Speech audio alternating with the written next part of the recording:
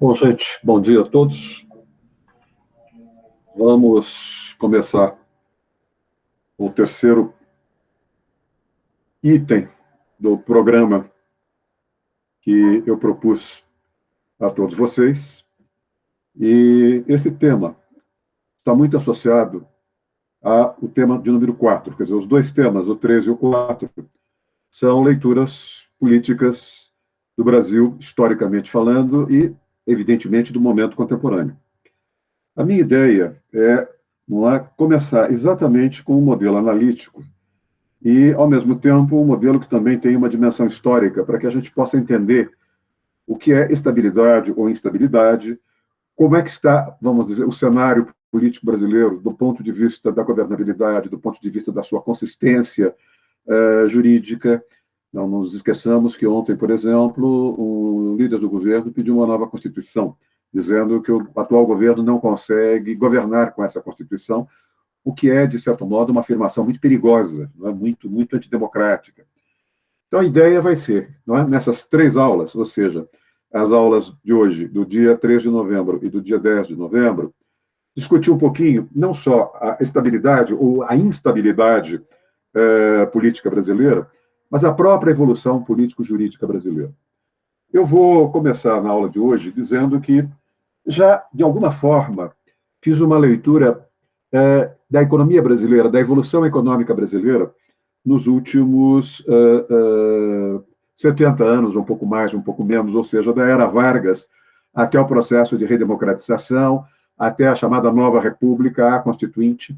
Mas, fundamentalmente, a minha leitura foi para tentar mostrar como o tipo de desenvolvimento econômico que nós tivemos acabou não promovendo maior integração social, com uma divisão de renda mais equitativa e com uma eficácia do direito mais, vamos dizer, acentuada. O que nós temos, como eu disse, é uma espécie de uma ineficácia mais ou menos generalizada do direito, uma sociedade que pode ser pensada como uma espécie de uma somatória de subsistemas que, de certo modo, são contraditórios entre si, e hoje a minha preocupação vai ser fundamentalmente em começar a discutir o Brasil contemporâneo.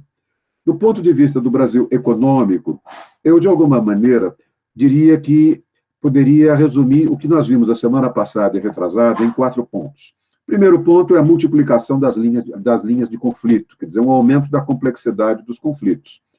Em segundo lugar, não é a erosão dos mecanismos de identidade coletiva. Quem somos nós como sociedade? Quem somos nós como brasileiros? Que tipo de sociedade é a nossa sociedade? Quer dizer, é evidente que a sociedade nossa não necessariamente é a mesma sociedade daquele pessoal da Praça Júlio Prestes, onde fica a Cracolândia. Não é? É como se eu dissesse que nós temos aí 2 países. Não é? Foi mais ou menos isso que eu tentei dizer a vocês. Terceiro ponto, há uma enorme escassez do ponto de vista de consenso. Que projeto nós queremos para o Brasil? O que é que nós queremos para o Brasil? E, em quarto lugar, não é? Eu chamei muito a atenção de vocês para o descasamento entre as taxas de crescimento da população e as taxas de crescimento econômico. O que eu farei hoje na aula é levantar de saída uma pergunta, no sentido de saber o que é a democracia brasileira. Será que a democracia brasileira é, na sua essência, democrática? Será que a democracia brasileira, na sua essência, é representativa? Será que a democracia brasileira é efetiva? E, de saída, da mesma maneira como eu disse que, do ponto de vista econômico e social, nós temos a erosão das identidades coletivas, a multiplicação das linhas de conflito, a escassez de consenso e a discrepância entre as taxas de crescimento demográfico e crescimento econômico, também nós vamos perceber que, do ponto de vista político, do ponto de vista institucional, nós temos 4 pontos que vamos discutir. O primeiro ponto é a reponderação do peso dos partidos políticos, ou seja, reavaliar o sistema partidário brasileiro. O segundo ponto é a emergência dos novos movimentos sociais. Eu já discuti muito isso quando falei das guerrilhas processuais com vocês. O terceiro ponto é a irracionalidade do processo decisório brasileiro. E o quarto ponto é como é que essa irracionalidade do processo político brasileiro está atrelada ao tipo de federalismo que nós temos, não é? Para que a gente possa, de alguma forma, começar a discutir essa trajetória política brasileira nessas 3 aulas, eu começaria fazendo de saída uma espécie de uma citação, não é bem uma citação, mas contaria a vocês um episódio que eu acho que é muito interessante para vocês entenderem a minha aula. Basicamente, o que eu quero dizer é que ali na altura de mais ou menos 1997, ou 98, melhor dizendo, nós tivemos, não, deixa eu ver, não, 1996, 94, 5, não, 5, 6, 7, 8, exatamente, 1998, nós tivemos a reeleição do presidente Fernando Henrique Cardoso. Quando o presidente Fernando Henrique Cardoso disputa a reeleição, e ele vai ganhar no primeiro turno do candidato Lula, ele controla a economia a ferro e fogo, ele segura o câmbio, a economia já vinha sofrendo turbulência em função de problemas externos e vinha sofrendo turbulência em função de problemas internos. Para evitar que uma turbulência econômica prejudicasse a sua reeleição, o presidente Fernando Henrique segurou demais o câmbio. Não é? A relação câmbio-dólar real foi segura. Ele toma posse no dia 1º de janeiro de 1999 e tem, a partir daí, uma situação infernal, ou seja, os meses de janeiro e fevereiro, ele não tem alternativa a não ser liberar o câmbio, ele havia seguro o câmbio no semestre anterior, quando disputou a reeleição, e quando assume pela segunda vez, assume o mandato pela segunda vez, e na primeira semana o câmbio de 1999 explode. E a partir daí vocês têm uma demissão do presidente do Banco Central, Gustavo Franco, vocês têm a nomeação do Francisco Lopes, ou Chico Lopes, para o Banco Central, ele não consegue dirigir o Banco Central, não consegue se comunicar, é um homem muito confuso, e vem aí toda uma denúncia de que houve inside information, e vocês têm uma espécie de um escândalo do Banco Marca e o Banco Sidan, a Fonte Marca e o Sidan.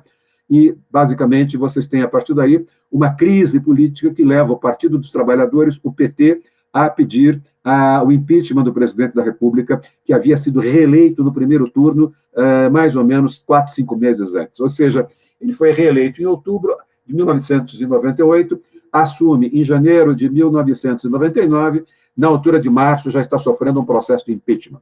E para evitar esse impeachment, o presidente monta seu ministério, não é? Ele faz uma espécie de ao assumir um novo ministério, e consegue fazer uma série de alianças políticas com partidos de centro, hoje esses partidos são os chamados Centrão, compõem o chamado Centrão, e a partir daí ele consegue derrubar o impeachment, consegue governar e terminar o mandato relativamente bem.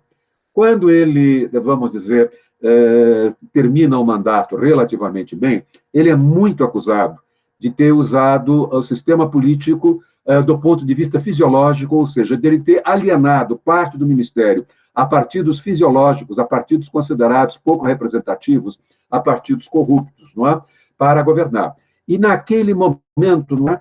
Um professor que era vinculado ao PT, um professor que o Fernando Henrique conhecia muito bem, todos vocês conhecem como membros da UAB, é o professor Fábio Conder Comparato, que vai se opor num artigo publicado na Folha. Esse artigo se chama A Loucura Moral na Política, em que ele diz o seguinte: olha, Fernando Henrique é muito inteligente.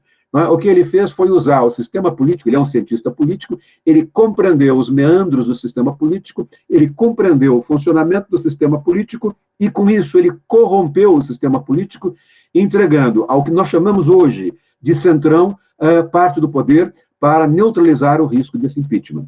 E, a partir daí, o Comparato vai dizer o seguinte, não é? Ele vai se lembrar de um filósofo católico, que é um filósofo inglês, Gilbert Chesterton, que dizia que o pior louco é aquele homem que perdeu tudo, menos a razão. Essa é uma frase muito difícil, não é? Uma frase moralista, não é? O Chesterton era um pensador que fez a cabeça da democracia cristã no Brasil nos anos 30, nos anos 40, era um pensador inglês muito importante, não é? E o Chesterton dizia exatamente isso: o pior louco é o que perdeu tudo, menos a razão. E o professor Comparato dizia: o Fernando Henrique Cardoso, estou lendo aqui, é basicamente esse louco que perdeu tudo, menos a razão. Ele é uma personalidade insensível às misérias da condição humana. Ele cultiva a falsa imagem de implacabilidade com o sarcasmo, sempre pronto a disparar contra as preguiças e romantismos. E, a partir daí, faz uma crítica duríssima, dizendo que o Fernando Henrique seria um homem absolutamente imoral. Isso, de certo modo, causa um grande choque, principalmente na Universidade de São Paulo, O professor Comparato era um professor da geração do Fernando Henrique. O professor Comparato é um professor que, no passado, esses professores da Faculdade de Filosofia e alguns professores da Faculdade de Direito se uniram no combate à ditadura, mas naquele momento houve uma espécie de uma ruptura entre os professores vinculados ao PT, da USP, e os professores que eram vinculados ao Fernando Henrique, que basicamente não estavam no governo, mas eram, vamos dizer, próximos, almoçavam no Palácio do Planalto com uma certa regularidade. Vamos dizer, o impacto que causou essa crítica do professor Comparato foi tão grande que um dos mais importantes professores da Faculdade de Filosofia, José Arthur Gianotti, publica uma entrevista, quer dizer, dá uma entrevista ao jornal Estado de São Paulo e diz o seguinte: olha, pelo tipo de desenvolvimento político que o Brasil tem, pela crise da democracia brasileira, pela crise do sistema partidário brasileiro, não dá para governar o Brasil com preocupações morais. Quer dizer, a política brasileira não é uma política de freirinhas, não é? E, a partir daí, ele vai dizer o seguinte: ninguém governa o Brasil a não ser se entender 3 premissas. Vejam as premissas que o professor Gianotti vai mencionar. A primeira premissa é: sob certo aspecto, o exercício do poder do Brasil se confunde com a gestão dos recursos escassos. Vejam como isso se aplica ao que nós estamos vendo. Eu estou falando numa entrevista que ele vai dar, não é? Mais ou menos há uns 20, 30 anos atrás, não é? Um pouquinho menos. Sob certo aspecto, o exercício do poder se confunde com a gestão dos recursos escassos. Vejam que isso se aplica ao que nós estamos vendo hoje com a renda cidadania. Mexe-se daqui, mexe-se dali, para dar uma espécie de um programa de renda mínima que o presidente da República possa chamar de seu, não é? Eles precisam mexer no teto, precisam tirar recursos da educação, tirar recursos de infraestrutura. Basicamente, há uma escassez generalizada de recursos, e o que o professor Gianotti diz é que governar o Brasil é administrar a escassez de recursos. Traduzindo, alguns grupos vão levar alguns recursos, outros grupos não vão levar recurso algum. Nós temos de administrar a insatisfação daqueles que não vão levar recurso algum e a insatisfação daqueles que querem muito e saem com pouco, não é? Ou seja, governar tem um lado de oposição que decorre exatamente do fato de que nós temos, o presidente da República tem, os governos têm, de arbitrar quem ganha e quem não ganha, quem leva e quem perde. Segunda premissa. A segunda premissa: administrar os recursos escassos, gerir esses recursos escassos, distribuir os recursos escassos, cruza a zona cinzenta da moralidade. Cruza a zona cinzenta do padrão ético e moral. Quer dizer, em alguns momentos, no fundo, o que é que vocês estão entendendo? O presidente da República sabe que administrar recursos escassos é uma bomba de efeito retardado. Para minimizar o custo político dessa bomba, muitas vezes ele tem de cruzar a zona da moralidade. O que quer dizer isso? Sair do pé da moralidade e caminhar, colocar o pé no campo da imoralidade. O que significa essa imoralidade? Não é? E aí o professor Gianotti dizia, terceira premissa: como política é sempre uma competição, os políticos estão sempre competindo pelo poder, é preciso criar um espaço de tolerância para certas falhas. É preciso criar um espaço de tolerância para certas faltas, sem o que não se pode governar. Em outras palavras, vejam, a segunda premissa é muito importante. Não é? A primeira é governar e administrar recursos escassos. A segunda premissa é a administração dos recursos escassos exige que o presidente seja, em alguns momentos, imoral, que ele cruze a zona cinzenta da moralidade. Em terceiro ponto é, como a política é competição, o presidente precisa tolerar certas faltas, o presidente precisa tolerar certos atos daqueles que o apoiam, mesmo que esses atos sejam atos imorais. Isso gerou, naquela época, a entrevista do professor Gianotti, que era uma espécie de porta-voz do presidente Fernando Henrique Cardoso naquele momento. Isso gerou uma situação tão dramática que no dia seguinte, não é, tanto o PT quanto o PSDB começaram a discutir na imprensa o elogio da imoralidade, não é? Havia uma certa, um forte debate sobre se o Fernando Henrique seria moral ou imoral, se não dá para ser moral na política, ou seja, houve um grande embate, não é? E esse embate só terminou em 2005, no caso do Mensalão, no caso do Lula sofrendo um processo de impeachment.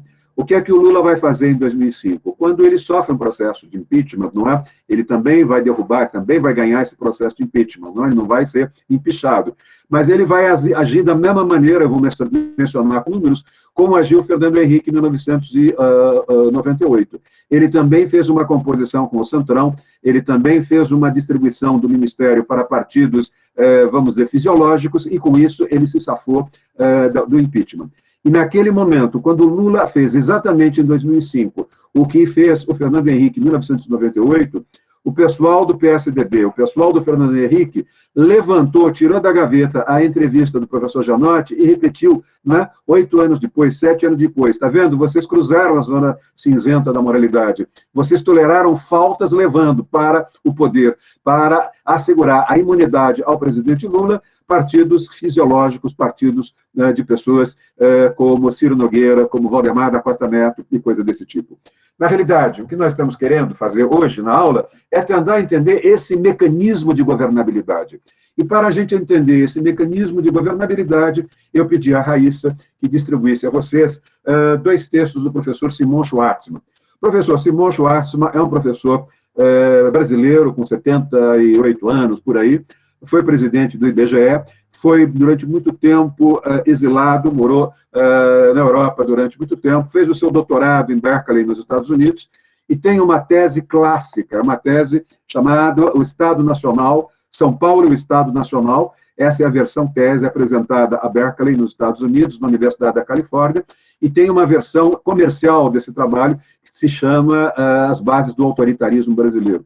E essa tese, ele parte de uma pergunta. A pergunta dele é o seguinte, não é? Os marxistas costumam dizer que quem controla a economia também controla a política, não é? Os marxistas costumam dizer que a política tem um componente de uma superestrutura ideológica, o que vale ali é a infraestrutura ideológica, a infraestrutura econômica, ou seja, a política é o reflexo da economia. E com isso os marxistas dizem que quando nós identificamos a estrutura econômica, nós entendemos a lógica da ação política. A lógica da ação política é sempre um reflexo da posição da economia, não é? Daqueles que controlam os modos de produção. Logo, não é? Quem controla os modos de produção controla também o processo político. Aí ele vai levantar, com base no marxismo, ele vai levantar a seguinte pergunta, e o texto dele é um texto que eu pedi que a Raíssa passasse para vocês a partir dessa pergunta. Se no Brasil São Paulo é o Estado que controla a economia, por que é que São Paulo não é necessariamente o Estado mais forte na era Vargas? Por que é que quando nós olhamos, não é, na era Vargas, a política brasileira, nós vamos perceber que há uma fratura. Quem controla a economia não controla a política. A política brasileira é controlada fundamentalmente pelos estados mais fracos, pelos estados não desenvolvidos das regiões Norte e Nordeste, enquanto a economia é controlada pelos estados da região Sudeste, São Paulo, Rio de Janeiro, descendo para a região Sul até o Rio Grande do Sul. A pergunta que ele faz é exatamente essa. Há uma relativa marginalidade de São Paulo, não é? E aí ele pergunta por que São Paulo, que é o centro de gravidade econômica e social do país, não é o centro de gravidade política do país, não é? E essa questão é uma questão fundamental para a gente entender o sistema político brasileiro.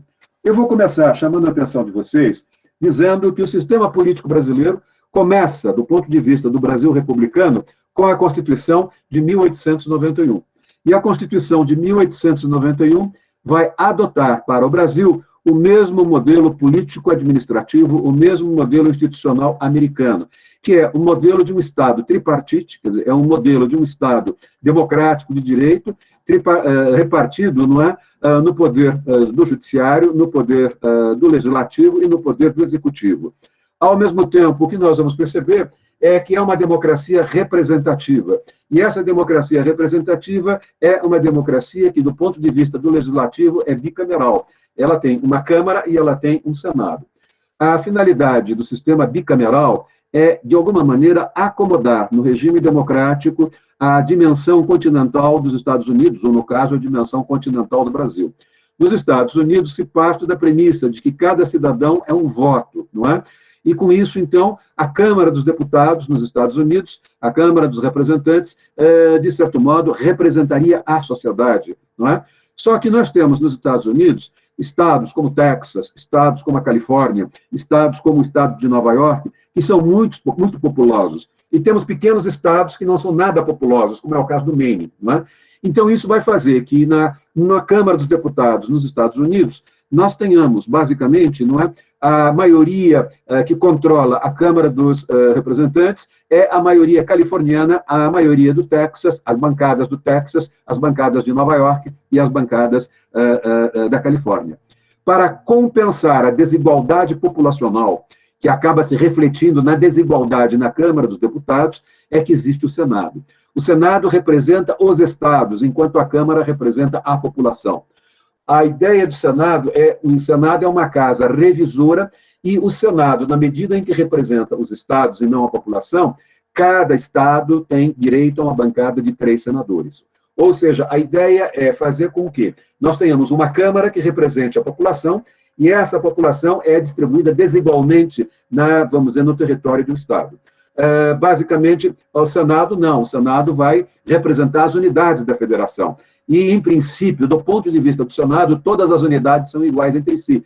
Tanto faz o Maine ser muito pequenininho e a Califórnia ser muito grande, cada um vai ter 3 senadores. E, portanto, aí nós equilibramos, com o Senado, nós equilibramos, basicamente, essa desigualdade de forças, de bancadas por estados na Câmara dos Deputados.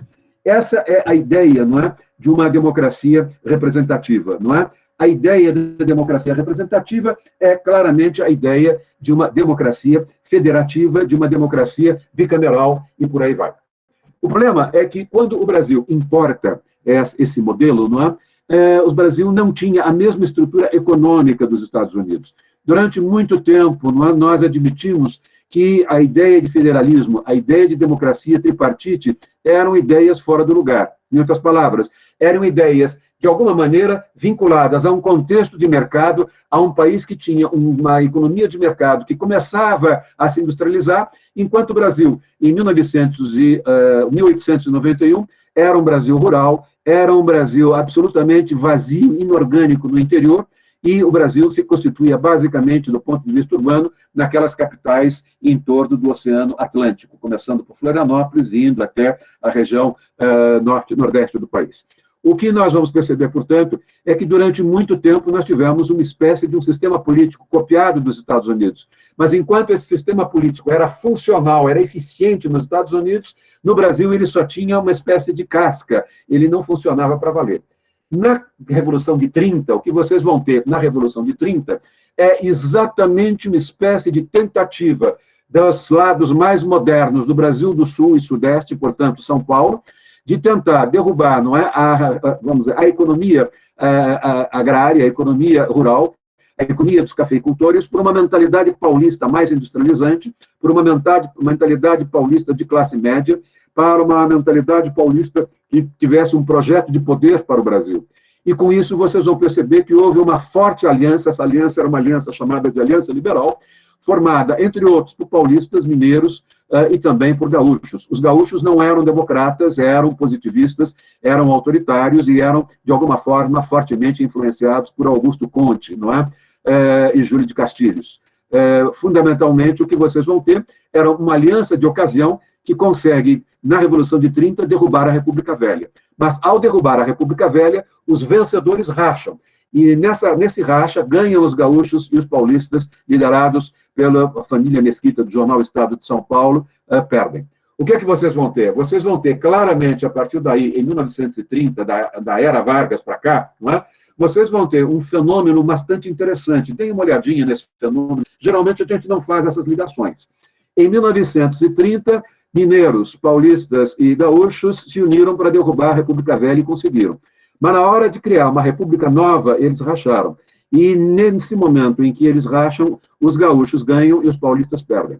Como os paulistas não tinham a força econômica da antiga força pública, hoje polícia militar, em 1932, os paulistas deflagram a chamada, vamos dizer, tentativa de reconstitucionalizar o país, a Revolução Constitucionalista.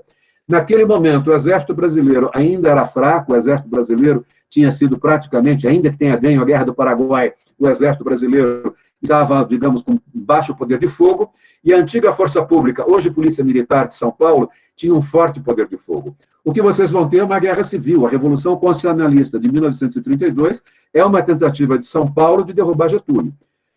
Por uma série de razões, Getúlio ganha, basicamente porque Getúlio tinha o controle da Marinha e a Marinha impediu a chegada de material bélico no Porto de Santos para alimentar os revolucionários de São Paulo. E, ao mesmo tempo, tinha uma incipiente força aérea, o governo tinha uma força aérea, e essa força aérea bombardeou entre Taubaté e Pindamonhangaba as forças paulistas, e os paulistas foram derrotados e exilados.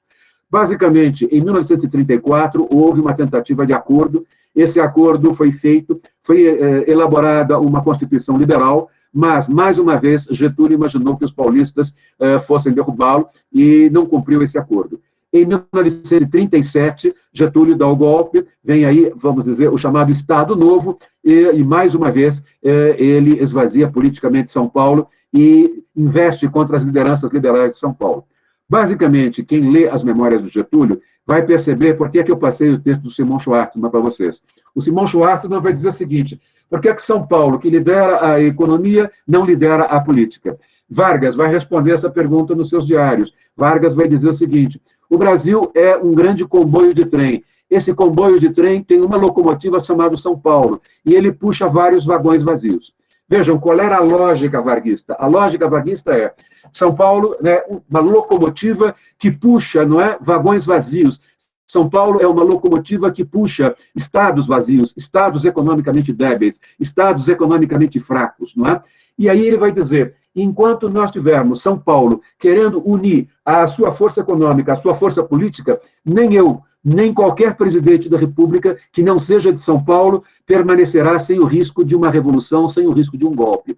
Ou seja, o que vocês vão perceber, basicamente, é uma enorme tentativa do Getúlio de entender essa lógica brasileira, não é? A lógica brasileira é a lógica estudada pelo Simão Schwartzman na sua tese de doutorado, não é? São Paulo e o Estado Nacional. Só para vocês terem uma ideia de como essa, vamos dizer, oposição de São Paulo ao varguismo era pesada, Monteiro Lobato, na época de 1932, dizia o seguinte: olha, vamos aceitar Hobbes, o homem é lobo do homem, vence o mais forte. Sejamos nós, paulistas, lobos. Somos lobos, sim, não é? Somos lobos gordos contra lobos famintos, que são os lobos nordestinos, que são os lobos nortistas, que são os lobos do centro-oeste. Vamos admitir que nós somos melhores, economicamente mais fortes, intelectualmente mais preparados. Vamos assumir que nós somos robesianos. Ou tomamos o poder, ou declaramos a independência do Estado de São Paulo. Quer dizer, em outras palavras, o que é que eu estou querendo dizer? Eu estou querendo dizer que a ótica do varguismo era a ótica de considerar, não é, o equilíbrio político brasileiro como sendo muito precário.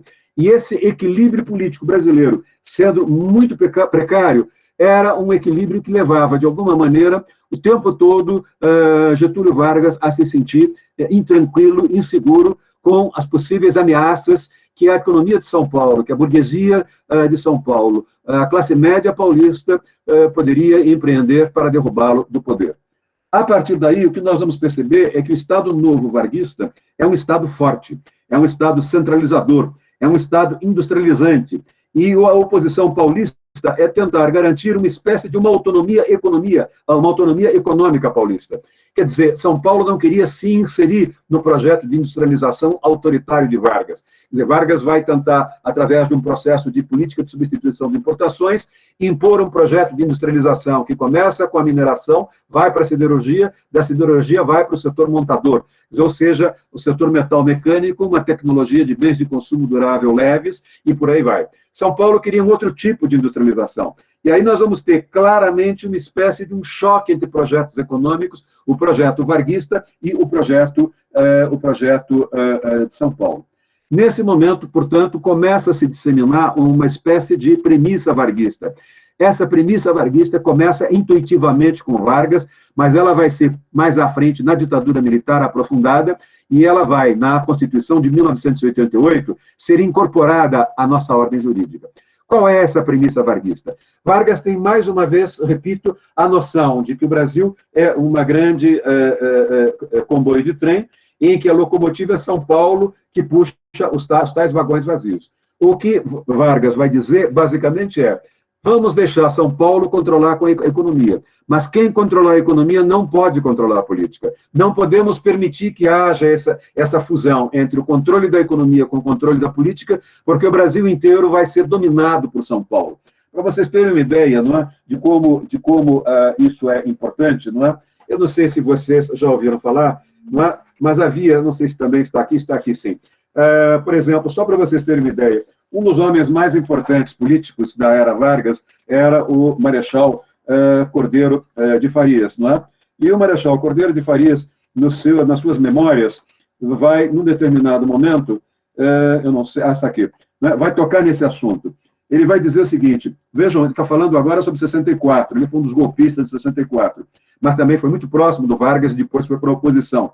Ele vai dizer o seguinte, vejam, o empresariado paulista, chefiado pelo jornal Estado de São Paulo, tem uma hegemonia, não é?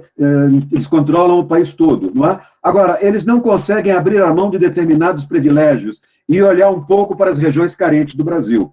São Paulo, como irmão rico, devia compreender os irmãos mais pobres, não é? E isso ele não faz. São Paulo não é generoso. Ninguém deseja que São Paulo perca a posição do Estado mais desenvolvido do Brasil, mas sim que não se oponha ao progresso de outras regiões, que não tente impedir, como tem feito, a instalação de projetos de desenvolvimento em outros estados. A liderança paulista parece não entender que a excessiva concentração de riqueza conspira contra São Paulo, pois no futuro teremos um Estado milionário cercado de miséria. Não é? Vejam, é claramente uma espécie de uma reclamação ou uma justificativa da premissa varguista. São Paulo já tem o controle da economia. Não podemos permitir que São Paulo tenha o controle da política. Qual é a premissa varguista? A premissa varguista é exatamente essa. Os estados que forem economicamente fortes terão de ser, segundo Vargas, politicamente fracos. Ou seja, se Sul e Sudeste são as regiões economicamente mais fortes, os estados do Sul e Sudeste terão de ser politicamente mais fracos. Inversamente, os estados mais fracos, que são os estados da região Nordeste, Norte e Centro-Oeste, terão de ser mais fortes politicamente. Ou seja, não sei se vocês perceberam o que eu quero dizer. Quem tiver o controle da economia não pode ter o controle da política.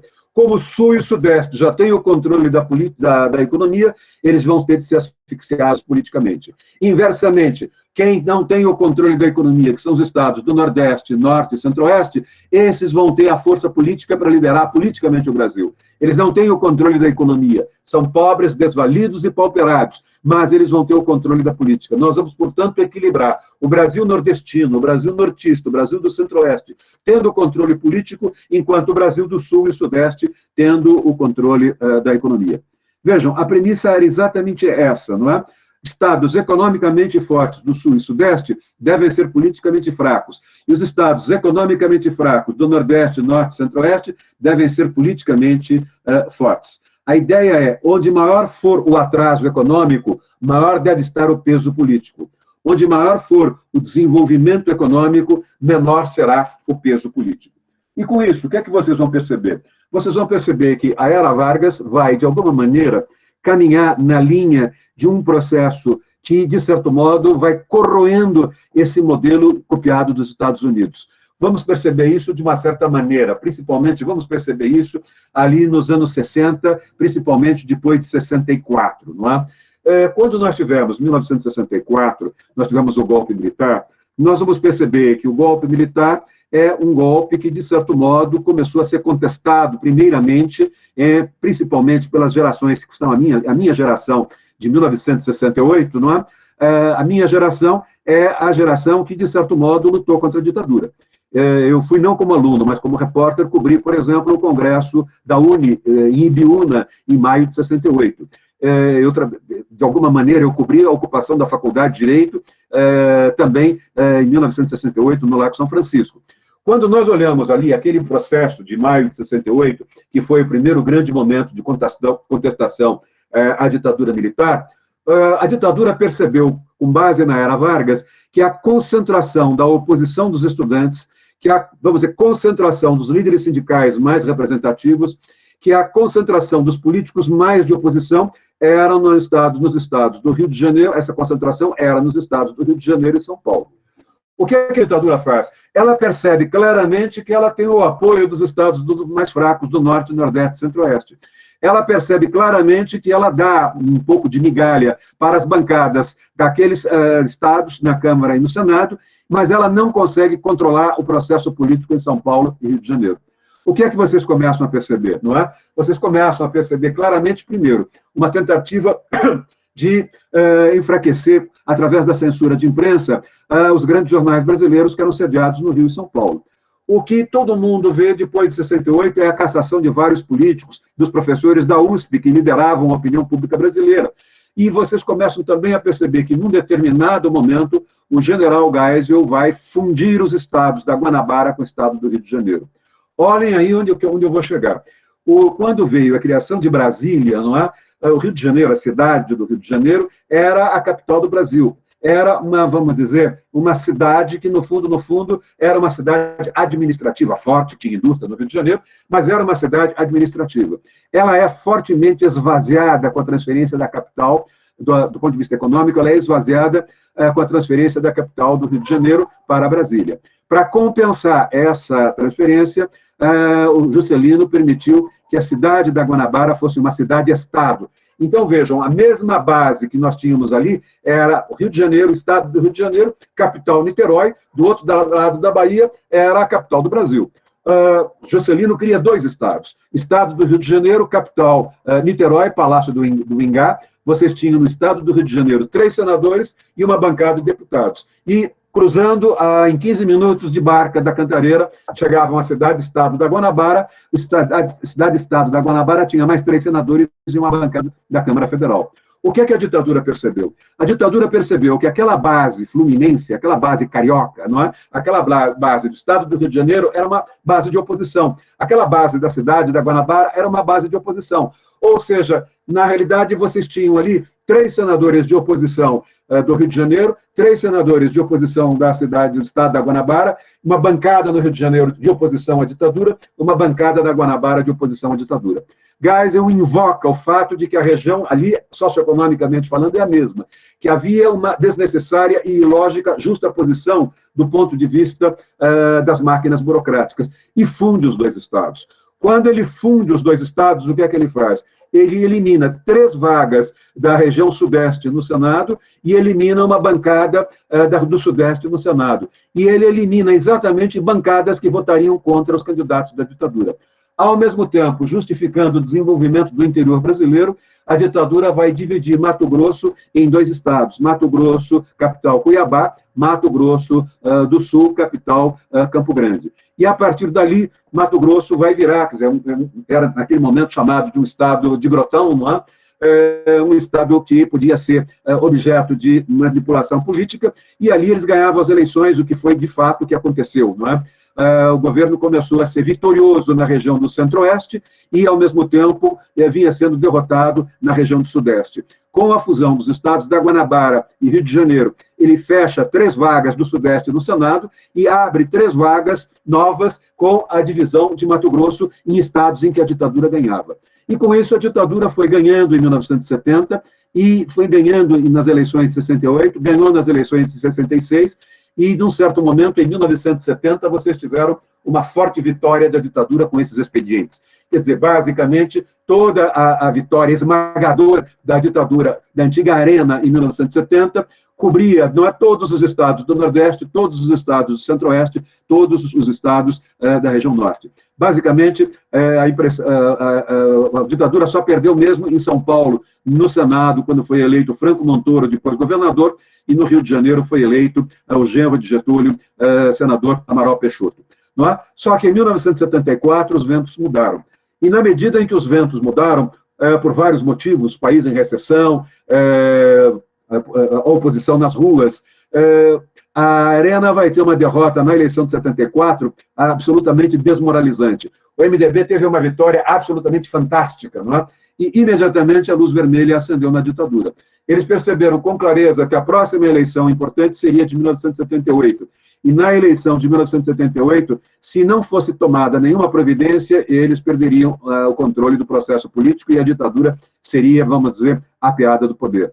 Mais uma vez, o que vocês tiveram? Vocês tiveram o começo de uma série de reivindicações para o fatiamento do federalismo brasileiro com a criação de novos estados. Esse já era um processo que vinha lá em 1962 com o Acre, ele vai crescendo, Brasília começa a exigir a representação na Câmara e no Senado, e quando vocês têm ali a transição da ditadura do 1984 para 1985, em que sai um candidato a presidente que era o Maluf, ex-prefeito e ex-governador de São Paulo, presidente da Associação Comercial, empresário, e que dizia, basicamente, eu vou ser eleito presidente da República, sendo eleito presidente da República, nós vamos finalmente conciliar o controle da economia com o controle político, e o outro candidato no colégio eleitoral se chamava Tancredo Neves.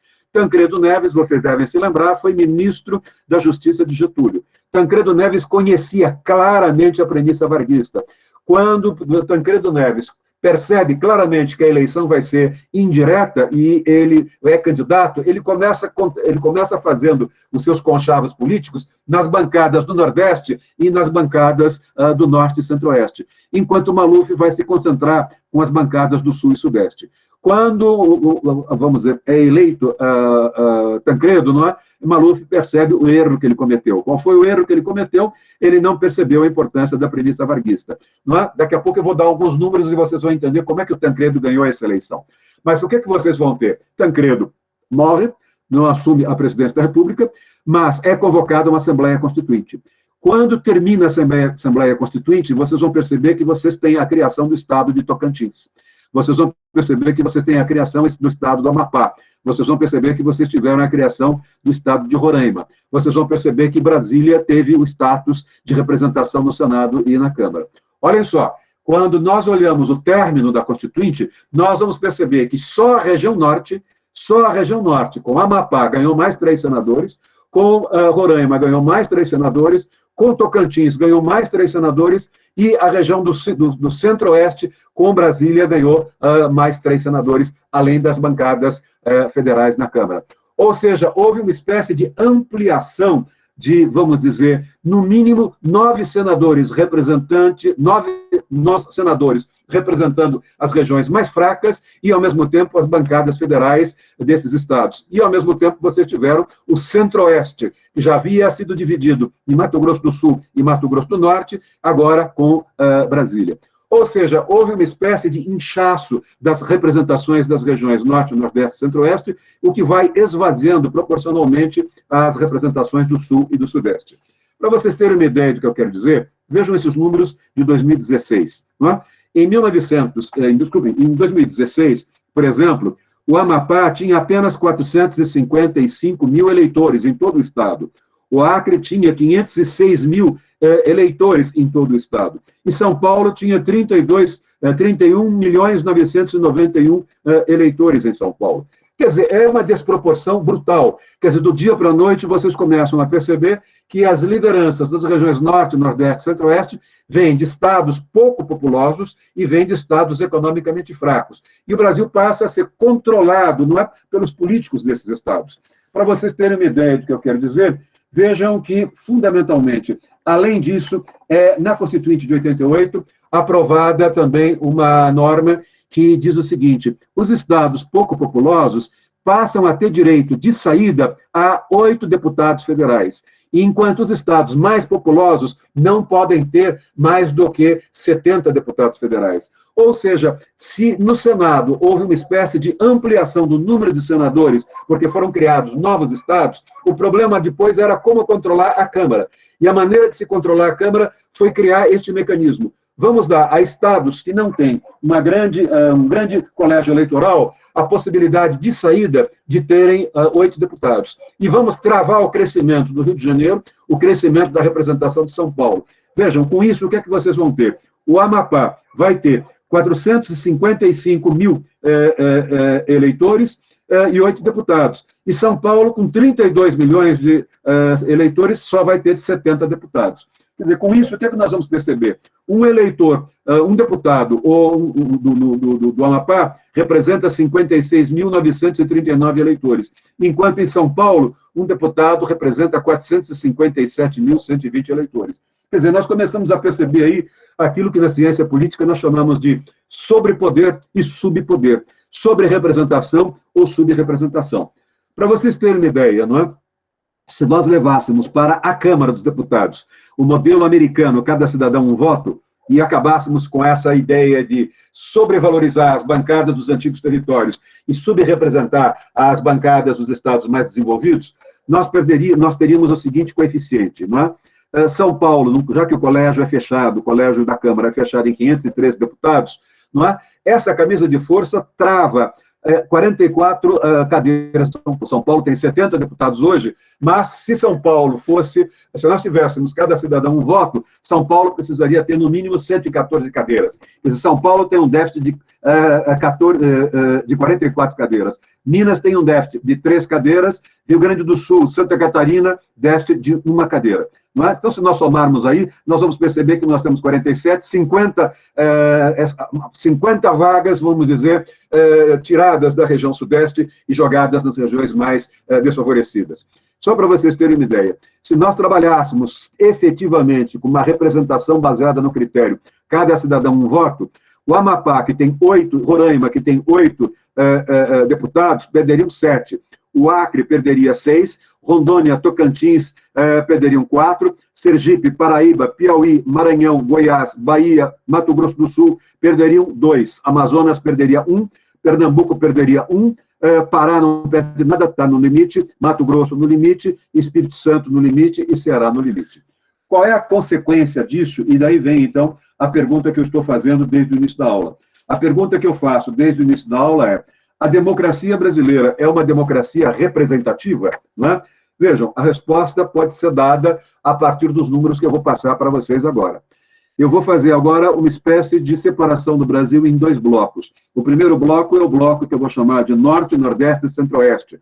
E o segundo bloco é o bloco que eu vou chamar de Sul e Sudeste. Quando nós olhamos a população brasileira, o primeiro bloco, Norte, Nordeste e Centro-Oeste, em números arredondados, esse primeiro bloco controla 42% da população. E o segundo bloco, Sul e Sudeste, controla 58% da população. É natural que isso ocorra. É absolutamente natural que isso ocorra. Por quê? Porque se eu tenho desenvolvimento industrial concentrado no Sudeste, o desenvolvimento industrial puxa, não é? Estimula o processo migratório, atrai, vamos dizer, a população das regiões não industrializadas. E isso vai ficar ainda mais evidente quando nós olhamos o eleitorado.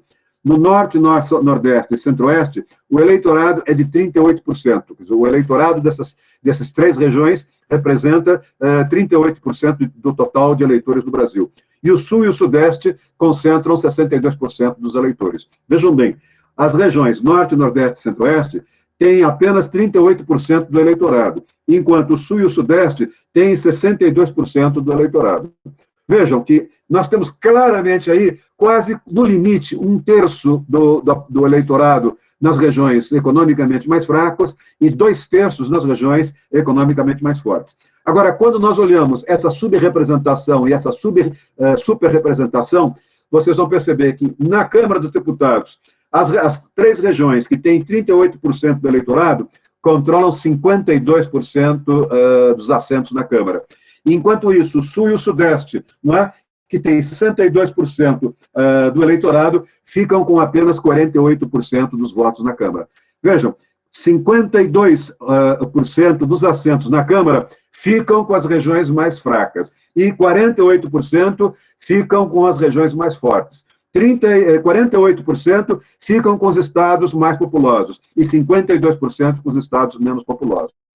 E aí tem um diferencial que eu chamo a atenção de vocês. Quando nós olhamos o comportamento dos deputados das regiões do Norte, Nordeste e Centro-Oeste, o tempo todo eles trabalham com viés regional. O tempo todo eles trabalham com um viés, eles olham o Brasil a partir de um projeto regional, ou seja, a partir dos seus interesses regionais. Quando nós olhamos as bancadas do Sul e do Sudeste, nós vamos perceber que aí nós temos muitas vezes uma divisão ideológica. Hoje a coisa mudou um pouco, mas até mais ou menos 10 anos atrás, nós tínhamos, não é, nas bancadas do Centro-Sul e do Sudeste, nós tínhamos um choque entre posições liberais do PSDB e posições mais, vamos dizer, social-democratas do PT. E eles não se conciliavam, a visão deles era uma visão de país a partir de uma confrontação ideológica, enquanto, na realidade, as bancadas do Nordeste e do Norte na Câmara eram, muitas vezes, lideradas a partir de interesses regionais. Quando nós olhamos, então, o Senado, a situação é ainda mais dramática. Quando nós olhamos o Senado, nós vamos perceber que, graças à criação do Estado de Roraima, graças à criação do Estado do Amapá, graças à criação, lá atrás, do Estado de Tocantins, desculpem, todos nessa Assembleia Constituinte de 88, mas depois do Acre e depois do Amapá, as regiões Norte, Nordeste e Centro-Oeste, que têm apenas 38% do eleitorado, no Senado controlam 74% dos assentos. E o Sul e o Sudeste, que representam 62% do eleitorado, só tem 26% dos assentos. Vejam quem é o atual presidente do Senado. É um senador de Roraima, o do Amapá, melhor dizendo. Vejam que, se vocês entrarem na Câmara, eu me lembro que há muitos anos eu não vou ao Senado, vou à Câmara, mas não ao Senado. Mas da última vez em que eu fui ao Senado, eu fui com o presidente do Supremo Tribunal Federal, nós fomos fazer um depoimento, e depois saímos para conversar com alguns senadores, e eles me diziam, olha, aqui nós temos uma ala que representa o senador Jader Barbalho, nós temos os herdeiros do ex-senador Marco Maciel, os herdeiros do senador Renan Calheiros, e por aí vai. Não é? Vocês têm ali, a casa é controlada por certos líderes, não é? E esses líderes, de alguma maneira, têm muita força, vamos dizer, na mesa do Senado. Por isso é que vocês vão perceber que há muito tempo nós não temos senadores de São Paulo, ou mesmo do Sudeste, presidindo o Senado. Não é? Isso vai gerar uma série de distorções. Uma das distorções que eu vou chamar a atenção de vocês diz respeito ao processo legislativo. No processo legislativo ordinário, nós temos a possibilidade, não é, de pensar o processo legislativo ordinário por meio de projetos de lei. E o projeto legislativo ordinário na área constitucional, nós temos a possibilidade de pensar por meio das propostas de emenda constitucional. Como na Câmara nós temos, não é, 513 deputados, e no Senado nós temos 81 senadores, vejam, na Câmara, para aprovar um projeto de lei ordinária, é preciso, no mínimo, 257 votos, e no Senado, no mínimo, 41 votos. E para aprovar uma PEC, uma proposta de emenda constitucional, o quórum é um quórum qualificado, é preciso que, na Câmara, a PEC tenha o apoio, seja aprovada por, no mínimo, 308 deputados, e no Senado por 49 deputados. Quando nós olhamos, não é, a questão, principalmente da legislação constitucional, o que nós percebemos aí é que vocês têm a necessidade, para uma PEC ser aprovada, de ser votada 2 vezes na Câmara e 2 vezes no Senado. O que quer dizer isso? Não é? Quer dizer, basicamente, que eu tenho, para aprovar uma PEC, de passar por 4 votações. E essas 4 votações têm de receber 3/5 dos votos em cada uma delas. Vejam bem, são 4 votações, 2 no Senado e 2 na Câmara. E não é só isso, essas votações têm de ter maioria absoluta. Por isso é que vocês têm, num colégio de 513 deputados, a necessidade de 308 votos. E, no Senado, a necessidade de 49 votos em 81 votos. Mas quando nós olhamos, por exemplo, a representação da região Norte, não é? Só a região Norte no Congresso, nós vamos perceber um dado interessante. Vejam os números. O PIB da região Norte, o Produto Interno Bruto da região Norte, é de 4,8%. No Sudeste, o PIB do Sudeste, não é? Só falo Sudeste, não falo Sul, é 56%. Do eleitorado brasileiro, o Norte, a região Norte, fica com 4,8%. O Sudeste fica com 46%. Portanto, eu tenho aí claramente o quê? Eu tenho, vamos dizer, a confrontação do Brasil mais atrasado e do Brasil mais desenvolvido. Só que, quando eu olho a representação do Norte no Congresso, eles têm 22,3% dos assentos na Câmara e no Senado. E no Sudeste, eles têm 33% dos assentos. Em outras palavras, o que é que eu quero dizer? A região que tem 4,8% do eleitorado e 4,8%, ela tem, numa votação de PEC, com 3/5 da Câmara e do Senado, ela tem o poder de veto. Ela tem, de saída, 1/5.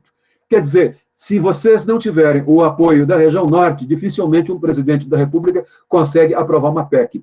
Isso explica porque, durante muito tempo, o Senado foi controlado pelo ex-presidente José Sarney. Isso explica porque o Senado foi controlado pelo senador Antônio Carlos Magalhães. Isso explica porque o Senado foi controlado pelo senador Renan Calheiros. Isso explica porque ele é controlado hoje pelo senador Alcolumbre, não é? E, ao mesmo tempo, o que é que vocês vão perceber? Vocês vão perceber, não é, que os projetos do Sul e do Sudeste, de interesse do Sul e do Sudeste, esses projetos não têm condição de serem aprovados, a não ser por meio de grandes acordos. Quando nós olhamos, não é, esses grandes acordos, vejam o que eu quero dizer. O que eu quero dizer é que nós temos aí uma série de problemas complicados. Vamos olhar, por exemplo, questões relativas à receita, não é? Receita fiscal da União e impostos, como imposto sobre produtos industrializados, por exemplo, e imposto de renda, não é? Só com esses dois impostos, o IPI e o imposto de renda. As regiões Norte, Nordeste e Centro-Oeste, conjunto, elas têm um PIB de 31,3% e elas contribuem para o caixa da Receita Federal em 18% do total da Receita brasileira. A região Sul e Sudeste tem 68,7% do produto interno bruto, não é? E contribui com 82% para o caixa da Receita. Só que a União redistribui esses recursos. As três regiões que levam para o governo federal 18% da arrecadação de imposto de renda e de IPI recebem de transferência 64% dos recursos federais. E as regiões que do Sul e Sudeste contribuem com 82% só recebem 36%. O que eu quero dizer? Quero dizer que, basicamente, eu estou tentando mostrar para vocês como é que funciona, não é, a democracia brasileira. Quer dizer, nós temos aí uma série de problemas para poder entender, não é? E se nós olharmos bem, nós vamos perceber que esse processo é ainda mais agravado, não é, pela multiplicação dos partidos políticos do Brasil. Em 1981, nós tínhamos 3 para 4 partidos políticos no Brasil. Em 1988, nós tínhamos 7 partidos. Em 1991, 12 partidos. Em 1993, 14 partidos. Em 1995, 17 partidos. Em 1997, 23 partidos. Em 2006, 27 partidos. Em 2013, 32 partidos. E hoje nós devemos ter aí alguma coisa como 35 ou 37 partidos. Mas qual é o problema desses partidos? O problema desses partidos é que esses partidos são partidos de porte médio. Quando eu digo que eles são partidos de porte médio, eles são partidos que têm, no máximo, 50 a 60 deputados num colégio de 513 deputados. Vejam, por exemplo, mais ou menos na penúltima eleição, o PT tinha 54 deputados, o PSL... Não, nessa última eleição, o PT ficou com 56 deputados, o PSL ficou com 52 deputados, o PP ficou com 37 deputados, o MDB com 34, o PSD com 34, o PR com 33, o PSB com 32, o PRB com 30, o Democratas com 29, o PSDB com 29, o PDT com 28, a Solidariedade com 13, Podemos com 11, PSOL com 10, PTB com 10, PCdoB com 9, e por aí vai caindo, até vocês terem a Rede com um deputado, PPL com um deputado, PTC com 2 deputados, PV com 4 deputados e PNN com 3 deputados.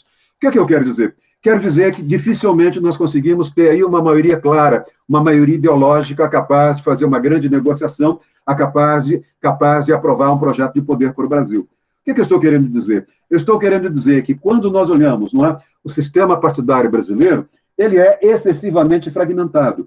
E na medida em que ele é excessivamente fragmentado, não é? É preciso que haja um conjunto de alianças, é necessário que haja um conjunto de alianças, e esse conjunto de alianças é fundamental. Caso não seja feito, não é possível que a gente governe para isso. Não dá para se levar o país a um padrão de governabilidade. Vejam o que eu quero dizer para vocês. Olhem só o que eu quero dizer. Quando nós olhamos, não é, esses números que eu estou mencionando, na Câmara, vocês têm 52% dos assentos para os estados mais fracos e 48% dos estados mais fortes, e no Senado a relação é 74 versus 26, Vamos imaginar, não é? Vejam o que acontece com qualquer presidente da República.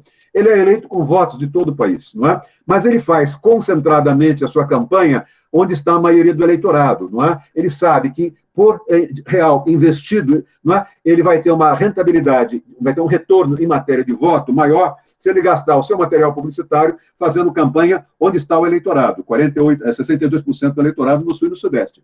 Mas na hora em que ele tem de governar, vocês vão perceber que, ao governar, eles têm de distribuir o poder com as bancadas das regiões Norte, Nordeste e Centro-Oeste. Senão, eles não conseguem governar. Quando nós olhamos os presidentes que caíram, nós vamos perceber que os presidentes que caíram são exatamente os presidentes que foram incapazes de perceber isso que eu estou mencionando para vocês. Um deles foi Jânio Quadros. Jânio Quadros entregou vários ministérios para as regiões Norte e Nordeste, mas não entregou tudo aquilo que as bancadas do Norte e Nordeste queriam. E tentou um golpe com uma fortíssima popularidade no Sudeste, 6 meses depois de ser eleito, e seu golpe foi pessimamente executado. João Goulart também caiu. E caiu por quê? Porque também tentou, sem representação no Congresso, tentou, não é, se sustentar no apoio dos sindicatos da região Sudeste, e com isso ele trombou frontalmente com as bancadas conservadoras das regiões Norte, Nordeste e Centro-Oeste e caiu. Collor foi o terceiro presidente que também tentou ignorar, não é, exatamente esses números e imaginou que, com o apoio das televisões, ele teria o apoio da mídia, ele poderia se sobrepor ao Congresso, e caiu. E também Dilma, que teve muita dificuldade de lidar com o Congresso. Vejam o que eu quero mostrar para vocês, não é, com outro número que pode ser interessante. Em 1994, Fernando Henrique foi candidato à presidência da República, não é? Teve, no primeiro turno, 54,3% dos votos. Mas o seu partido, PSDB, só ficou com 12,3% da Câmara e 13,6% do Senado.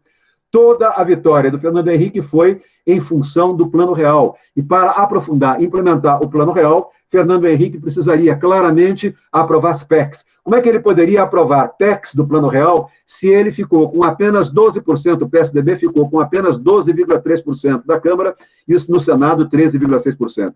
De saída, ele já fez uma aliança com o PFL, que indicou o vice-presidente. E o PFL levou para a Câmara 17,6% na bancada do seu partido e 22,2% no Senado.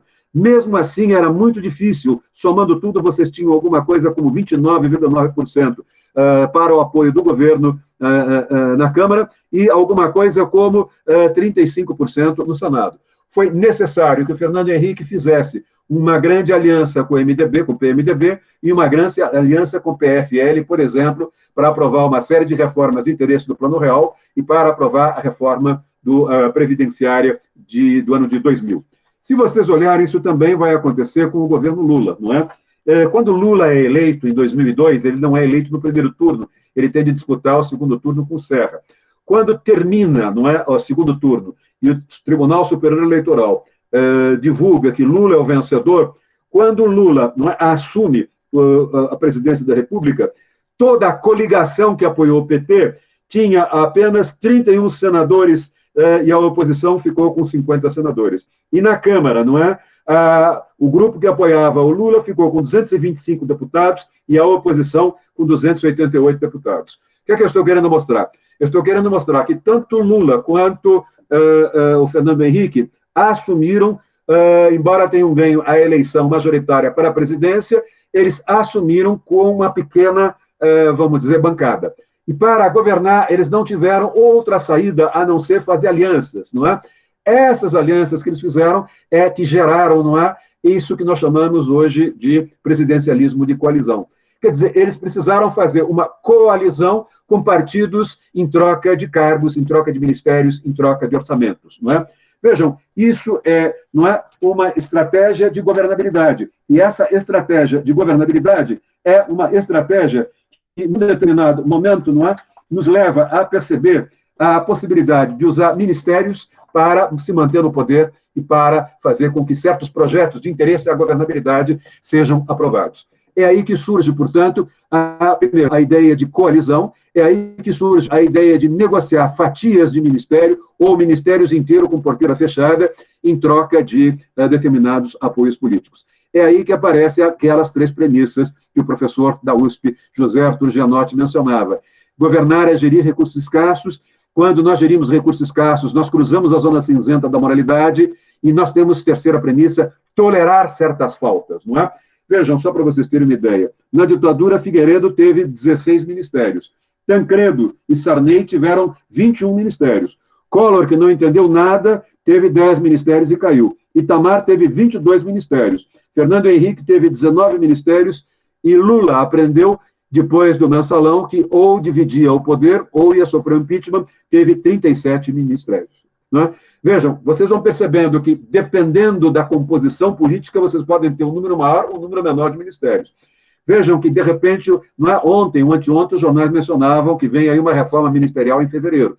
Vem aí uma saída dos militares do poder e o Centrão vai assumir ainda mais ministérios. Claramente, o que vocês estão percebendo já é a preparação, vamos dizer, para as eleições de 2022.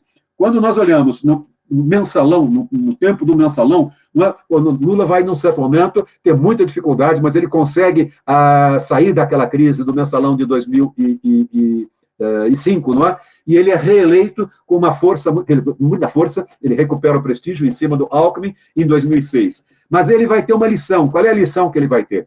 Ele vai perceber, vejam, que ele não tinha levado no primeiro mandato o PMDB para o governo. O PMDB é um partido de dimensão nacional em termos. Ele é um partido muito forte no sentido de ter representação na Câmara, mas ele é um amontoado de oligarquias regionais. Ele não tem um projeto de poder para o Brasil. Ele é apenas aquele recipiente que, em troca de cargos, dá a governabilidade, dá a maioria que os presidentes precisam. Fernando Henrique fez uma aliança com os democratas, o PFL antigo, precisou se aliar com o PMDB e conseguiu, com isso, governar. Lula teve dificuldades, porque o PMDB ficou na mão do Serra, o PSDB ficou na oposição na mão do Serra, ao Lula, e o PFL não foi também para o governo do PT. Quando o Lula vai fazer no primeiro mandato a aliança, ele teve de fazer com aqueles pequenos partidos, os partidos do tipo PTB, do deputado Roberto Jefferson, os partidos vinculados às igrejas evangélicas, o partido vinculado a Leonel Brizola. Quer dizer, o Lula teve de fazer uma aliança com aqueles micropartidos, com aqueles pequenos partidos. Ele teve mais, vamos dizer, um desafio político maior do que o Fernando Henrique, que conseguiu trazer para dentro do governo os partidos de porte médio, até porque o próprio PSDB era um partido de porte médio. Se vocês olharem no segundo turno, o Lula, enquanto não... Ele vai assumir em 2007 a presidência da República, mas o Lula só vai anunciar o ministério dele no segundo mandato 3 ou 4 meses depois. Por quê? Porque ele perdeu 3 meses para garantir o apoio do PMDB. Com isso, ele vai fazer um acerto com o ex-presidente Sarney e vai entregar 4 ministérios para o PMDB. 2 para o PMDB da Câmara, 2 para o PMDB do Senado. E, a partir daí, ele vai governar exitosamente, o PT vai governar exitosamente do ponto de vista do segundo mandato do Lula. Tanto que ele vai eleger a Dilma com enorme facilidade na eleição de 2010. Vejam um dado interessante para mostrar para vocês. Quando o Lula assumiu em 2003, até o mensalão, que foi em 2005, os ministérios, 56% dos ministros do Lula eram do PT, nenhum deles era do PMDB. Técnicos, 22%. Dos partidos PDT, PSB, PCdoB e PV, 17%. E dos partidos do Centrão, PP, PR, PTB, 6%. Quando vem o mensalão, Lula vai diminuindo o número de ministros do PT, ou seja, ele corta no próprio partido, ele é muito mais importante do que o seu partido, ele sai, não é? De 2003, 56% dos ministros eram do PT, cai para 47%. Ele inclui o PMDB agora no ministério, e com isso ele entrega 6% do ministério ao PMDB, aumenta o número de técnicos, diminui o número de deputados considerados mais à esquerda e mantém o número de deputados do Centrão no ministério. Em 2007, quando ele assume o segundo mandato, não é? Ele reduz ainda mais o número de ministros petistas, diminui, aumenta de 6% para 15% o número de ministros indicados pelo PMDB, diminui de 29% para 18% o número de técnicos e mantém 12% o número de ministros vinculados aos partidos de esquerda, considerados de esquerda, PDT, PSB, PCdoB e PV, e aumenta de 6% para 9% os partidos do Centrão representados do seu governo. Para vocês terem uma ideia de como é que isso funciona, eu vou mencionar agora o que vai acontecer. Isso me foi passado pelo ministro da Justiça do governo Fernando Henrique em 1999, não é? Vocês todos conhecem, é o ministro Zé Carlos Dias, não é? basicamente, o que eu quero chamar a atenção de vocês é para o orçamento realizado. Quando nós olhamos o número de ministérios do Fernando Henrique em 1999, quando ele assume o segundo mandato, ele só tinha 18 ministérios, não é? Só 18 ministérios. Ele vai, não é, entregar para a área técnica alguma coisa como 7 ministros. Para o PSDB, 7 ministérios. Para o PSDB, ele vai indicar 5 ministérios. Para o PFL, ele vai indicar 3 ministérios. Para o MDB, 2 e para o PTB, 1. Quer dizer, portanto, com 18, ele compôs. O partido dele fica com 5, o PFL, 3, o PMDB, 2, o PTB, 1. E os homens técnicos, Ministério da Fazenda, do Planejamento, Educação, Itamaraty, tem mais um que está faltando, 7, não é? Agora, quando nós olhamos o orçamento realizado, nós vamos perceber um dado interessante. Só o PFL, que recebeu 3 ministérios, o PFL controlou 48% do orçamento realizado. Se vocês lerem os livros dos diários da presidência do Fernando Henrique, vocês vão perceber que a relação que ele tinha com o senador Antônio Carlos Magalhães era a pior possível. Os dois, não é, eram muito adversários, muito rivais, se compunham por interesse de sobrevivência, mas jamais, não é, se deram bem pessoalmente. O relacionamento deles era muito desconfortável. Se vocês olharem, no entanto, vocês vão perceber que, num determinado momento, em 1999, quando o Fernando Henrique vai ter de aprovar, né, entre 99 e 2000, a reforma da Previdência dele, ele vai precisar do apoio do PFL, vai precisar do apoio do Antônio Carlos Magalhães, que controlava o Senado para ele. E com isso, o que ele faz? Ele dá ao PFL 3 ministérios. Todos os 3 ministérios foram indicados, os ministros foram indicados pelo pessoal da mais absoluta confiança do Antônio Carlos Magalhães. Se vocês olharem, 58, não é? Eu fui alfabetizado com sopa de letrinha, 48 é quase a metade, é quase 50% do orçamento realizado. Para aprovar a reforma da Previdência, é como se o Fernando Henrique tivesse dividido o governo ao meio com o senador Antônio Carlos Magalhães. Vejam, 48% do orçamento realizado ficou na mão do PFL, naquele momento controlado pelo senador Antônio Carlos Magalhães, que era rival dele. Hoje, quando nós olhamos, não é, esse debate sobre centrão e coalizão que nós estamos vendo, tudo isso, de certo modo, é algo que, como é que eu poderia dizer? É algo que, tudo isso é algo, eu não sei onde eu botei o que eu queria, é algo que já é relativamente antigo, não é? Eu queria mostrar para vocês aqui alguns números que podem ser interessantes. O impacto que eu quero chamar a atenção, eu estou indo já para o final, o impacto que eu quero chamar a atenção é a partir daquela pergunta: a democracia brasileira é democrática? A ideia aí, vejam bem, é olhar a representação democrática tomando como ponto de referência o modelo americano, o modelo no qual o Brasil se inspirou para instalar a sua democracia representativa. O que é que eu estou querendo dizer? Claramente, nós temos um modelo copiado dos Estados Unidos, mas nós temos um recorte federativo diferente dos Estados Unidos, e nós temos, vamos dizer, essa sobre-representação dos estados mais fracos, essa subrepresentação dos estados mais fortes, gerando aí uma distorção do ponto de vista da representação democrática. Segundo, não é? Nós temos aí uma certa dificuldade de governabilidade, porque temos uma, vamos dizer, miríade de pequenos partidos, e quanto maior é o número de partidos, mais difícil é fazer essa coalizão. E mais as concessões que o presidente tem de fazer, não é? Porque ele precisa de pequenos partidos, de grandes partidos, de pequenos partidos, de médios partidos. Quer dizer, ele vai tendo de cruzar ainda mais a zona cinzenta da moralidade. Ele vai ter de tolerar faltas ainda maiores, não é? E tem um detalhe. No entanto, quando ele consegue, do ponto de vista do acordo, ter o Congresso na sua mão, quando finalmente o presidente da República consegue controlar, não é, o Congresso, entregando para o Congresso, em nome da governabilidade, ministérios, a partir daí ele pode governar, não é, fundamentalmente a partir de medida provisória. Ou seja, o acordo é mais ou menos o seguinte: eu dou o que vocês querem, em compensação vocês dão o que eu quero. O que eu quero não é projeto de lei. Claro, eu vou mandar projeto de lei, alguma coisa eu tenho de mandar. Eu não vou mexer, ou vou mandar as PECs, vocês vão aprovar as PECs. Mas no dia a dia da governabilidade, vocês vão ter o quê? O uso da medida provisória. Ou seja, vocês vão ter um uso abusivo da medida provisória. Vocês vão ter, não é, medidas provisórias que vão misturar diferentes assuntos numa mesma medida provisória, ou então vão dividir o mesmo assunto em diferentes medidas provisórias. Eu não posso dar o nome, mas há um ex-advogado-geral da União, que foi ministro, foi assessor jurídico do governo Fernando Henrique, e hoje é ministro supremo, num almoço reservado com 2 cientistas políticos, eu era um deles, ele dizia o seguinte: quando eu chefei a AGU, cada vez que tinha de republicar uma medida provisória, eu tirava um artigo daqui, colocava outro ali, eu ia dificultando a interpretação, eu ia criando uma situação de fato, dizia ele. Quer dizer, como a medida provisória tem validade enquanto não for votada, validade de lei, não é? Eu ia mexendo aqui e ali, eu criava uma situação que o judiciário não conseguia desfazer. Vejam os números, não é? Sarney governou muito pouco com a Constituição de 1988. Claro que as medidas provisórias elas foram sendo alteradas ao longo do tempo, mas os números mostram o que eu quero dizer.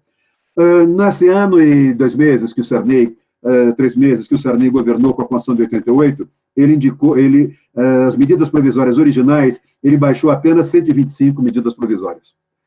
O Collor, que é, do ponto de vista, quando nós olhamos os números, a maior demonstração de, vamos dizer, ineficiência política, inconsciência política, de falta de lucidez, de estupidez, o Collor editou apenas 85 medidas provisórias em 2 anos de governo, um pouquinho mais.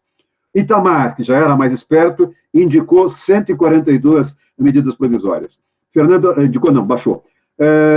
Fernando Henrique, no primeiro mandato, 160 medidas provisórias, no segundo mandato, 103. Ou seja, em 8 anos, o Fernando Henrique editou 263 medidas provisórias. Lula, no seu primeiro mandato, já abaixou, melhor dizendo, 239 medidas provisórias, e no segundo mandato, 180. Estão percebendo que, no segundo mandato, tanto Fernando Henrique quanto Lula editaram menos, mas editaram mais, ou seja, à medida em que eles não podiam se reeleger, eles iam se tornando, vamos dizer, mais fracos nas negociações com o Congresso. Agora, de qualquer maneira, vejam os números, não é? Fernando Henrique, no primeiro mandato, editou 160, no segundo mandato, 103, no total, 263 medidas provisórias. Lula baixou 239 medidas provisórias no primeiro mandato, 180 medidas provisórias no segundo mandato. Ou seja, ele trabalhou com um total de 419 medidas provisórias, não é? Dilma só 81, e Temer teve uma governabilidade pequena, 91 medidas provisórias. Se vocês olharem, vocês vão entender aí, nesses números, vão poder chegar a 2 conclusões, entendendo 2 problemas importantes. Primeiro, tanto Fernando Henrique quanto Lula, independentemente de um e outro serem muito diferentes entre si, compreenderam as regras do jogo, entenderam o que é o presidencialismo de coalizão e não tiveram medo de seguir vamos dizer, roteiro do professor Gianotti. Não é? Governar é administrar recursos escassos exige uma certa esperteza, exige uma certa malandragem, na linguagem muito, vamos dizer, sofisticada do professor Gianotti, exige cruzar a zona cinzenta da moralidade. Eu me lembro, eu não posso dizer um palavrão, não é? Mas eu me lembro que, quando veio, em 2005, o processo de impeachment e o mensalão do Lula, não é? 2 petistas deram uma entrevista no Jornal Nacional e combinaram, nós vamos dizer uma coisa, e foi uma entrevista ao vivo, e eles disseram, ninguém governa se não se puser a mão na massa fecal. Não usaram a palavra massa fecal. Quer dizer, ninguém governa no Brasil se não puser a mão na massa fecal. É exatamente o que o Gianotti, muito mais sofisticado, fala alemão, francês, inglês, e italiano, e português, não é? Falou com cruzar a zona cinzenta da moralidade. Ou seja, nenhum presidente da República tem, vamos dizer, possibilidade de sucesso se não entender esse dinamismo do jogo. Esse dinamismo do jogo é o jogo que está sendo jogado neste momento com o Centrão, é o dinamismo que levou o Centrão a indicar um jurista ou não um jurista, um político de OAB, que por acaso tinha chegado ao Tribunal Regional Federal da Primeira Região, como pelo 5º Constitucional da OAB.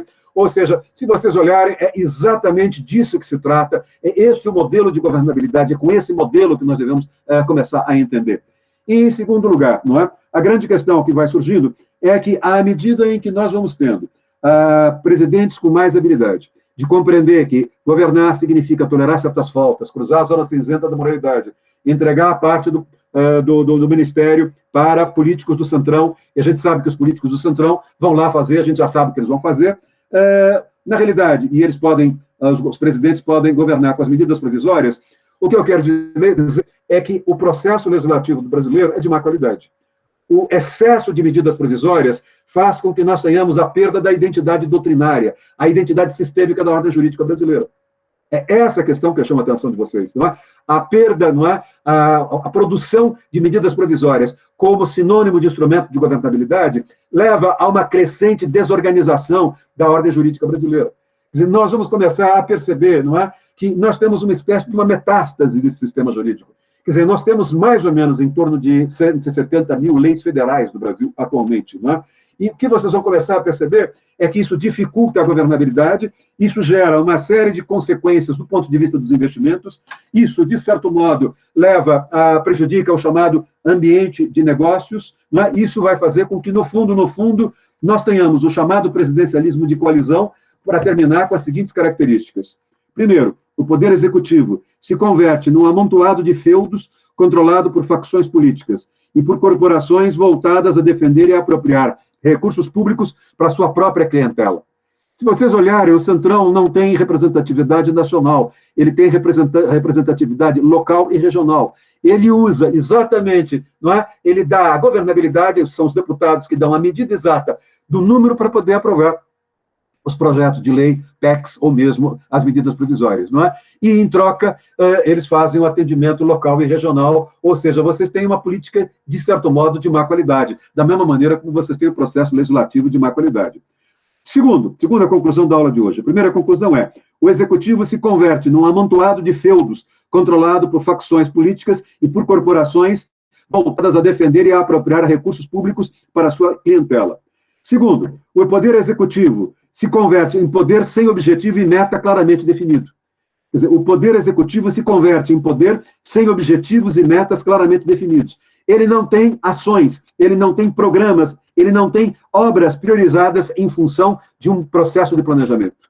Quer dizer, ou seja, quando nessa governabilidade nós temos a necessidade de fazer acordos de curto e médio prazo com esses partidos, porque nós temos um calendário eleitoral de eleições a cada 2 anos, as eleições municipais agora são vitais para saber como é que vão se compor as chapas que vão se candidatar à presidência da República em 2024, não é?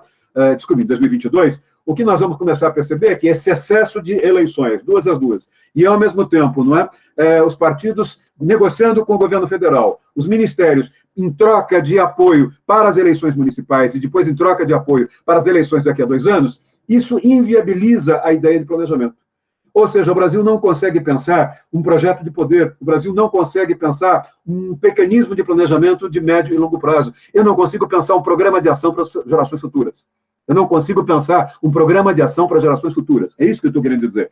O poder executivo se converte num poder que não tem objetivo, ele não tem meta claramente definida, ele não tem programa, ele não tem ação, ele não tem obra prioritária em função de objetivos determinados por um processo de planejamento. É tudo o mais, vamos dizer, tudo curto no curto prazo, tudo o que possa render dividendos eleiçoeiros, ou seja, eu começo a ter aí um enorme desperdício, eu começo a perceber aí uma enorme má qualidade do gasto público. Quer dizer, eu começo a perceber problemas fiscais, mas mesmo que o Brasil conseguisse resolver os problemas fiscais, isso não significa que eu vou ter, na outra ponta da linha, qualidade no gasto público. Terceira conclusão da aula de hoje. É quase impossível estabelecer as diretrizes de governo, com esse padrão de governabilidade. É quase impossível estabelecer as diretrizes de governo, é quase impossível coordenar as ações e prioridades e estratégias de curto prazo, de médio prazo e de longo prazo. Quer dizer, nós percebemos aí claramente o quê? Que nós perdemos o horizonte de governabilidade. Nós temos uma governabilidade conjuntural, mas não temos uma governabilidade que permita ao Brasil ir aos gargalos estruturais do seu processo de desenvolvimento a partir de uma estratégia de planejamento. E a grande pergunta que se faz, não é? Como é que nós podemos instituir uma gestão racional numa organização complexa? Como é que nós podemos instituir um princípio de centralidade para comandar essa organização burocrática? Vejam, se nós olharmos, o que é que nós estamos percebendo? Nós vamos perceber que, mais uma vez, essa governabilidade brasileira é uma governabilidade que, de certo modo, ela vai se sustentando ao longo do tempo, não é? mas, ao mesmo tempo, ela não vai, apesar de se sustentar ao longo do tempo, ela não propicia desenvolvimento com qualidade. Ela não propicia reformas estruturais. Cada reforma estrutural é tirada depois de negociações muito difíceis. Em outras palavras, o que eu quero dizer é que a democracia brasileira, hoje, ela se encontra num problema, ela se encontra num momento em que ela tem, não é, um funcionamento, do ponto de vista dos procedimentos, vamos dizer, correto. Quer dizer, nós temos uma democracia que funciona do ponto de vista procedimento, mas do ponto de vista substantivo, numa linguagem weberiana, na sua dimensão de racionalidade material, ela apresenta distorções. Por isso que eu comecei a aula de hoje fazendo a seguinte pergunta: a democracia brasileira é democrática? Não é? Ela é democrática? Quando eu digo isso na minha pós-graduação no Lago São Francisco, eu digo, é relativo. Eu voto, eu sou votado, eu tenho Câmara, eu tenho Senado, eu tenho instituições que funcionam, mas eu tenho vícios estruturais. Há muitos anos atrás, foi feito um acordo, foi feita uma conversa, no tempo do Fernando Henrique, no Palácio do Planalto. O Fernando Henrique gosta muito de conversar com os colegas acadêmicos e com jornalistas. Eu não estive presente, mas tem informação que me foi passada por gente que esteve presente. Basicamente, era uma rodada de uísque e foram comentados esses números que eu apresentei aqui para vocês hoje. E alguém perguntou para o Fernando Henrique, dizendo o seguinte: pela democracia, será que nós conseguimos corrigir esses vícios de representatividade? E eu me lembro que a pessoa que me transmitiu isso, que já faleceu, era um velho cientista político, disse o seguinte: é evidente que as bancadas do Norte, Nordeste e Centro-Oeste, elas não vão abrir mão do seu sobrepoder, não é? Em nome de uma democracia representativa. Quer dizer, elas não vão abrir mão do seu excesso de representação para compensar a representação, a falta de representação do Sul e do Sudeste. E um outro cientista político teria dito o seguinte: então não tem outra saída a não ser fechar a democracia. E, imediatamente, o Fernando Henrique disse: vamos acabar com essa conversa, porque essa conversa é muito inconveniente e eu não quero que essa conversa vaze algo nesse sentido. Não é? Vejam, o que é que ele quis dizer no fundo? A análise que vocês fazem é uma análise otimista ou é uma análise pessimista? Bobbio, não é? Num determinado momento, vai fazer uma análise da Itália, mais ou menos na linha que eu fiz hoje. E alguém vai dizer para o Bobbio o seguinte: você é muito pessimista. E ele diz: vocês querem o quê? Que eu seja otimista? Vocês querem que eu, de certo modo, sendo otimista, não é? Se eu for otimista, eu sou ingênuo. Se eu for otimista, eu não vou identificar o surgimento de movimentos neofascistas ou neonazistas. No meu caso, não é? O meu pessimismo é o mesmo pessimismo do Bobbio. É um pessimismo racional. É, de certo modo, isso que o Simon Schwartzman procurou fazer na sua tese de doutorado. É isso que eu tenho procurado chamar a atenção de vocês. Eu não estou fazendo uma crítica a Norte, Nordeste e Centro-Oeste, muito menos eu estou fazendo uma crítica a esse ou aquele parlamentar, não estou fazendo nenhuma manifestação de voto nesse ou naquele partido, mas eu estou tentando entender como é que funcionam as instituições brasileiras. Eu estou tentando entender como é que funcionam as instituições brasileiras. Eu, vocês sabem, sou jornalista também, estou há muito tempo preso no conselho editorial, numa redação, não saio, mas nos tempos em que saía, eu frequentei muito Brasília e cansei de ver como é que são feitos os acordos em Brasília. Não é? Cansei de assistir a certos acordos feitos com essa fisiologia que eu mencionei, partidária, ou mesmo acordos em que vocês tinham com grandes deputados que tinham envergadura nacional, projetos nacionais, ou vinculados ao PT, ou vinculados ao PSDB, ou vinculados a outros partidos. E, escrevendo um livro em que eu conto algumas coisas que eu vivi, também pude acompanhar. Isso há muitos anos atrás, muitos de vocês não eram, a maioria de vocês, acho que todos vocês não eram nascidos, eu quis fazer uma entrevista com um sujeito que, quando tinha 30 anos, escreveu um livro, era uma história de um grotão podre de Minas Gerais, ali na área, vamos dizer, para cima de Uberaba, onde houve esse assassinato,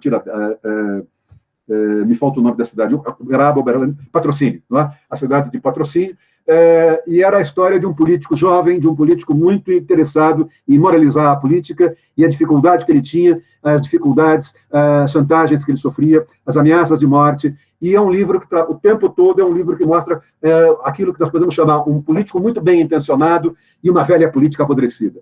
O autor desse livro vai criar uma grande faculdade, ganhar muito dinheiro. O autor desse livro vai se tornar diplomata, vai ser embaixador do Brasil fora. O autor desse livro vai se tornar deputado federal por 3 mandatos, e quando esse autor tinha algo como 60 e poucos anos, um pouco mais, ele resolve disputar a prefeitura de Uberaba. A primeira coisa que me veio à cabeça foi como é que um homem que fez um livro e entrou na Academia Brasileira de Letras, graças a esse livro, com 30 e poucos anos, era um livro mostrando a oposição entre um jovem político e uma velha política, como é que esse homem, quando chega rico, ex-deputado, refinado, ex-embaixador, portanto cosmopolita, vai entrar num grotão podre para ser candidato a prefeito? Tem alguma coisa que eu quero entender. Eu liguei para ele me autorizou a fazer, não a ficar lá uns 15, 20 dias naquela cidade, e a primeira coisa que ele disse é que você pega um avião, desce no aeroporto de Uberlândia, pega um táxi, vai estar te esperando um táxi, vem para Uberaba. E à noite você me procura em tal lugar. Fui para o hotel, tomei um banho com meu fotógrafo, chamei um táxi e me leve para tal lugar. Aí eu percebi que o motorista de táxi ria. Ele falou, doutor, o senhor está querendo ir à zona de prostituição? Eu falei, não, eu não vou para a zona de prostituição, eu tenho que dar uma entrevista. Ele falou, doutor, o senhor vai para a zona. Bom, vamos lá, esse é o endereço que eu tenho. Era, de fato, a zona de prostituição. Era, de fato, uma casa de prostituição. Naquele momento, nós tínhamos Arena MDB apenas, mas tinha sublegendas. Portanto, 3 candidatos a prefeito pela MDB, 3 candidatos pela Arena. Naquele momento, quando eu entrei, 5 candidatos estavam sentados com uma mesa de jogo, cada um com uma prostituta ao lado, e jogando e bebendo uísque. E fazendo acertos. Quem ia financiar a campanha de quem ia xingar, quem não ia xingar, quem ia perder, aquele que ia perder ia ser compensado de que maneira. E eu pude assistir e contar tudo aquilo. Não? Ou seja, eu transformei aquilo numa página do Jornal Estado, do Jornal da Tarde, mostrando o que é esse padrão de política que nós temos do ponto de vista, vamos dizer, brasileiro. E, para terminar, uma história de vida também. Eu não sei se foi para vocês que eu mencionei ou não, mas eu tenho um tio bisavô, da minha avó, família da minha avó paterna, que é aqui do Vale do Paraíba, foi para Mato Grosso, quando a economia do café entrou em crise, venderam as fazendas e foram para lá, mas lá a febre amarela liquidou com o meu bisavô. E a minha avó foi criada pelo irmão dele, que era meu tio, pelo marido da irmã dela, que era meu tio bisavô. Meu tio bisavô foi governador de Mato Grosso. Houve uma ruptura, houve um racha vamos dizer, da burguesia matogrossense, todos ali eram da burguesia matogrossense, e houve necessidade que o governador chamasse as tropas federais, o presidente da República era o Rodrigues Alves. Elas demoraram muito para chegar. Quando finalmente as tropas chegaram, meu tio-avô já tinha sido assassinado pelos rivais, que eram seus antigos aliados.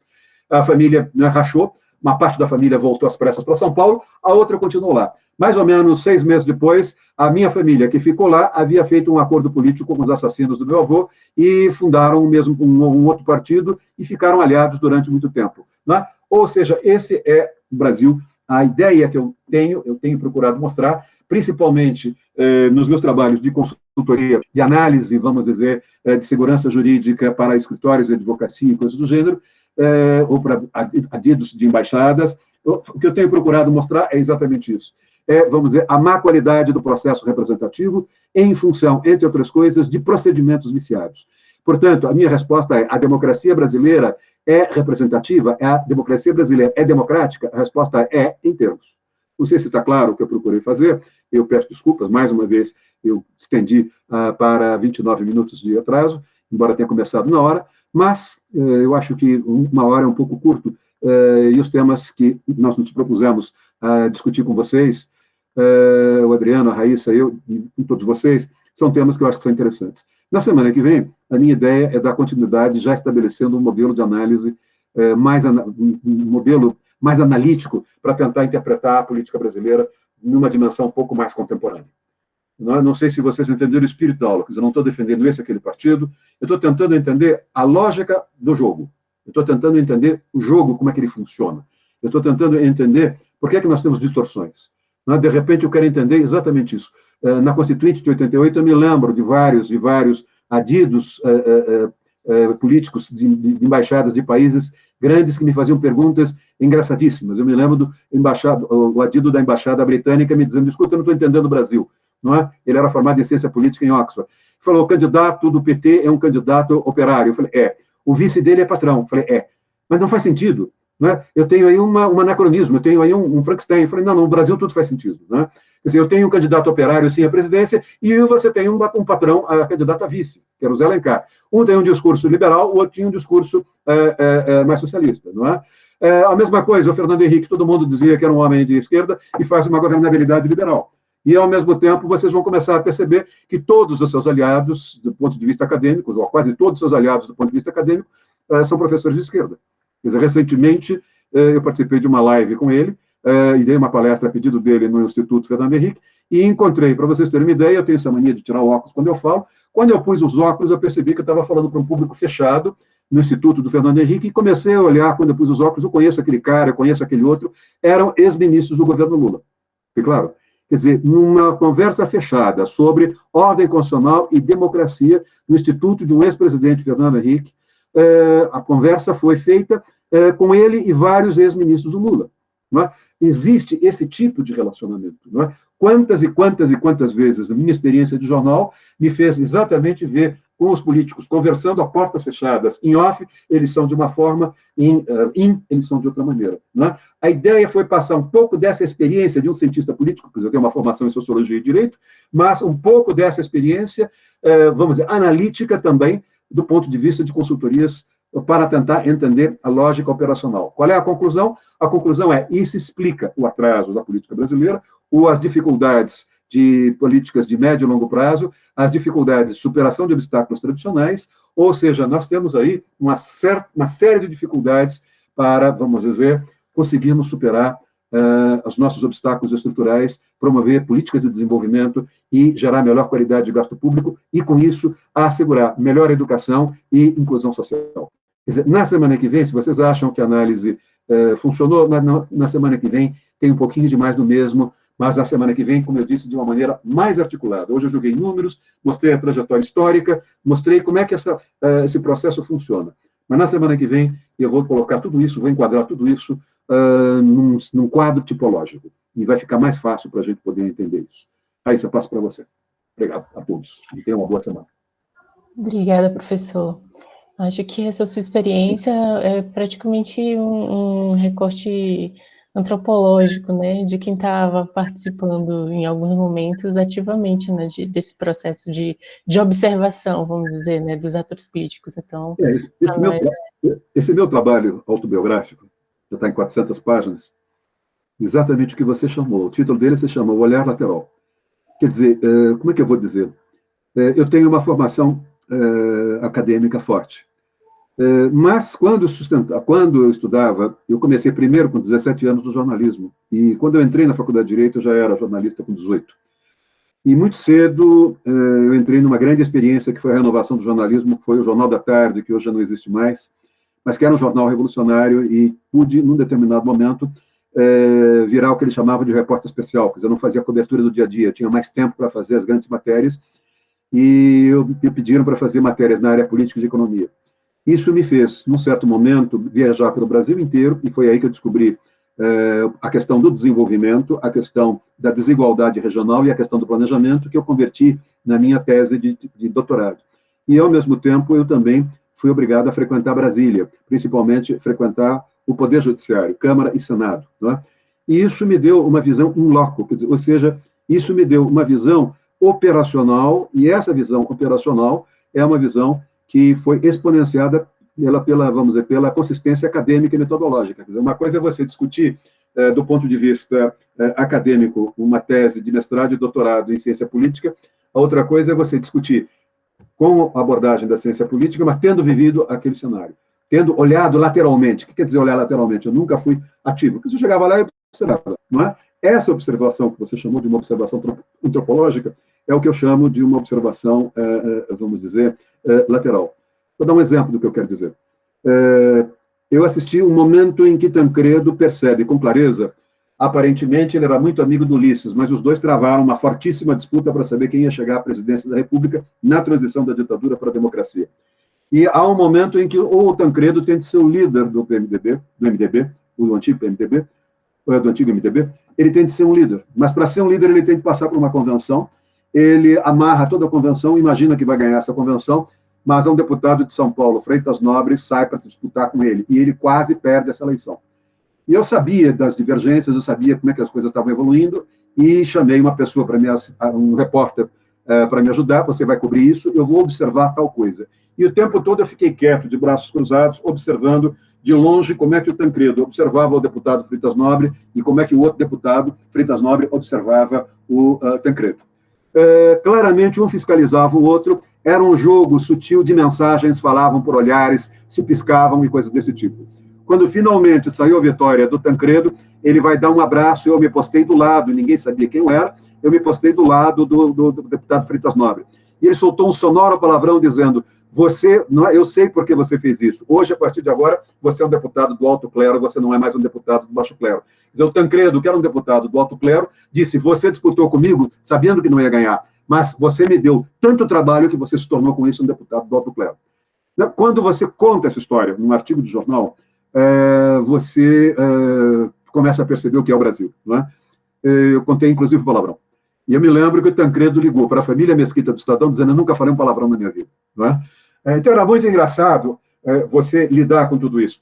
Essa observação sociológica, eu acho que faz falta para os operadores jurídicos. As faculdades de direito são muito formalistas, elas não são capazes, vamos dizer, de entender, não é, como é que se dão essas relações do ponto de vista factual. Foi por isso, inclusive, que em 1980 a disciplina de sociologia do direito foi introduzida como uma disciplina obrigatória nos cursos de graduação. Excelente, professor. Professor, nós temos uma pergunta do Guilherme Barducci da Silva. Ele diz: diante de sua análise aprofundada nesse encontro, o presidencialismo de coalizão é saudável ao Brasil? Se não, o parlamentarismo seria uma solução a isso? Olha, primeiro, o Brasil só consegue atravessar com uma Constituição e eleições esses 32 últimos anos, quer dizer, nós já estamos numa das mais longevas constituições brasileiras, por causa exclusivamente por causa do presidencialismo de coalizão. Ele não é mau em si. Aliás, eu preciso localizar, eu não sei se saiu no site J ou se saiu no blog O Estado da Arte, eu tenho exatamente um artigo publicado há alguns anos atrás, bem longo, bem acadêmico, sobre a sua pergunta. Não é? Então, a primeira coisa é: o problema não está no presidencialismo de coalizão. É assim que ele funciona. Né? Uma vez ganhei uma bolsa para ir à Alemanha, assisti uma eleição e vi como é que, de repente, um pequeno partido se tornou o diferencial para que a democracia cristã conseguisse montar o primeiro-ministro, chegar a eleger o primeiro-ministro. A segunda questão é saber se esse presidencialismo de coalizão é assim, em que medida o parlamentarismo não seria, então, um modelo mais adequado. Em princípio, minha resposta seria favorável, não é? Mas vai depender muito dos recortes que nós fizemos vamos dizer, dos estados, os recortes que nós fizemos dessas representações na Câmara. Quer dizer, nós estamos discutindo algo acima sem ter resolvido o problema de baixo. Qual é o problema de baixo? O problema de baixo é essa norma constitucional que dá para os estados menos populosos uma bancada de 8 e dá um teto de 70 para os estados mais populosos. Quer dizer, se eu não mexer nessa representatividade, tanto faz ficar com parlamentarismo ou com presidencialismo, eu terei problemas de representatividade. Portanto, quer dizer, eu tenho de destravar esse nó, não é, para poder fazer o resto andar. Eu acho que se esse nó pudesse ser destravado, não, o resto anda naturalmente. Agora, a pergunta é: para que esse nó seja destravado, nós temos de ter uma PEC. Em que medida um deputado e um senador da região norte, nordeste, centro-oeste vai votar contra um projeto que elimina parte dos assentos dos quais ele é candidato e está ocupando a cada 4 anos? Ou seja, como é que o senador Alcolumbre vai votar, não é, num projeto que diminui de 8 para 1 deputado? Não é? Como é que esse Chico Rodrigues, que foi o homem da cueca, que foi durante anos deputado do Baixo Clero, não é? Ele vai votar sabendo que ele era sempre um dos últimos ou penúltimos eleitos? Não é? A mesma coisa, vocês vão ter isso em todas as regiões. Não é? Então, nós temos aí claramente uma dificuldade. Quer dizer, a dificuldade é melhorar no ponto de vista do desenvolvimento e acreditar que, melhorando o desenvolvimento, você tenha um nível educacional de melhor qualidade, uma educação de melhor qualidade, você melhora o nível de percepção cognitiva da política do eleitorado a médio e longo prazo. É por aí que eu acho que a coisa caminha. E eu posso até dizer, se vocês quiserem, tenho muito receio dessas aulas, mas eu acho que vocês entenderam, Eu não estou fazendo nenhum discurso de Monteiro Lobato, eu não estou fazendo nenhum discurso anti-nordestino, anti-nortista. Pelo contrário, a mãe dos meus filhos é nortista. A mãe dos meus filhos é nortista. Né? É de Belém do Pará, nasceu em Belém do Pará. Né? E veio para cá só com 18 anos, uma coisa assim. Portanto, eu tenho, vamos dizer, uma clara percepção do que eu estou falando. Quer dizer, se nós melhorarmos a qualidade educacional do Brasil, principalmente nessas regiões, a médio prazo, nós melhoramos a qualidade do eleitorado. Né? Essa é uma questão absolutamente óbvia. Isso não precisa ser cientista político com PhD nos Estados Unidos para dizer. Uma prova disso também, professor, é esse paulatino avanço, vamos dizer, das capitais que tem realmente um pouco mais de capital cultural, né, nesse sentido educacional e político, que estão se desvencilhando aos poucos. Por exemplo, falo por mim, eu sou de São Luís do Maranhão, em relação ao sarneísmo, né, em relação ao José Sarney, que lá não tem mais representatividade, pelo menos na capital, exatamente em função disso, né, de um crescimento de capital intelectual e político dentro da capital. Mas é isso, professor. Em relação aos outros comentários, nós temos a Rosemary, a Gabriela, também a Silmara, né, o Marcos, Aurélio Garcia. O Marcos vem sempre analisando as suas aulas muito positivamente, né, e agradecendo pelos recortes apresentados, pela excelente aula, pelas realidades tristes e chocantes, mas necessárias de serem observadas por nós. Muito obrigada. Semana que vem tem mais.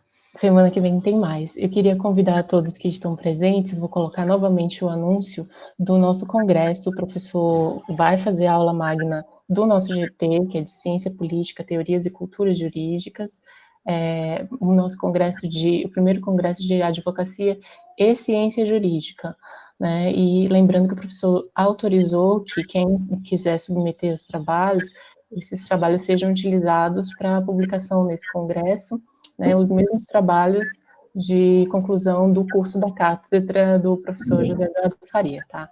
Então, eu vou colocar aqui a notícia do site, quem quiser se inscrever vai ser muito bem-vindo, e aí vai haver apresentações de trabalho e publicação nos anais, tá? Tá aqui embaixo, conto com vocês.